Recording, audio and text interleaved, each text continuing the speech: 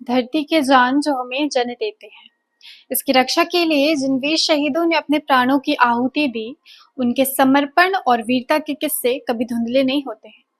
नमस्कार, मैं प्रियंका सिंह और स्वागत है आप सभी का हमारे चैनल द एसपी प्रेस में। हम अक्सर उन वीर सैनिकों को याद करते हैं जो सीमा में लड़ते वक्त अपने प्राणों की आहुति दे देते हैं।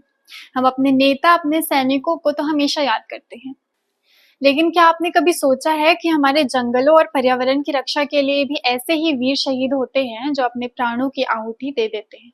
इनकी तो खबर शायद किसी अखबार में भी नहीं आती। आज हम द एसबी प्रेस में उन अनदेखे और अनसुने वीरों के बारे में बात करेंगे जो हमारे पर्यावरण की रक्षा के लिए अपने प्राणों की आहुति दे देते हैं। ये है हमारे वन शहीद, जो बिना किसी चर्चा और बिना किसी पहचान के हमारे जंगलों के लिए अपने प्राणों को न्यौछावर कर देते हैं।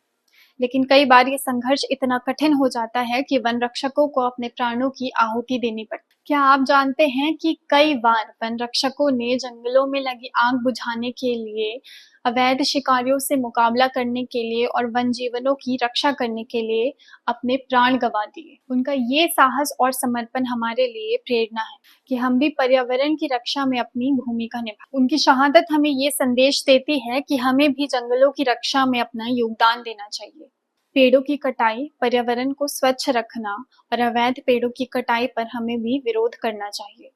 राष्ट्रीय वन दिवस न केवल उन शहीदों को याद करने का दिन है, बल्कि ये दिन हमें अपनी जिम्मेदारियों से भी रूबरू करवाता है। हमें ये समझने की जरूरत है कि अगर अब हमने अपने पर्यावरण की रक्षा नहीं की तो आने वाले जनरेशन के लिए यहाँ जीना काफी मुश्किल हो जाएगा।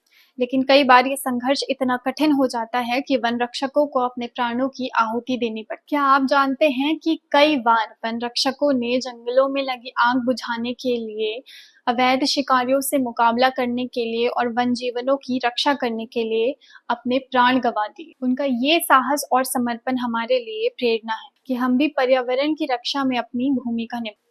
उनकी शहादत हमें ये संदेश देती है कि हमें भी जंगलों की रक्षा में अपना योगदान देना चाहिए। पेड़ों का कटना, पर्यावरण को स्वच्छ रखना और वनों की अवैध कटाई पर हमें भी रोक लगानी चाहिए।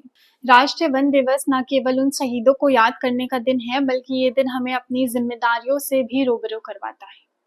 हमें ये समझने की जरूरत है कि अगर अब हमने अपने पर्यावरण की रक्षा नहीं की तो आने वाले जनरेशन के लिए यहाँ जीना काफी मुश्किल हो जाएगा। तो आइए इस राष्ट्रीय वन शहीद दिवस पर हम उन वीरों को नमन करें जिन्होंने अपने प्राणों की आहुति दे दी हमारे पर्यावरण और जंगलों की रक्षा करते, और ये प्रण ले कि हम भी अपने जंगल और पर्यावरण की रक्षा के लिए हर संभव प्रयास करेंगे।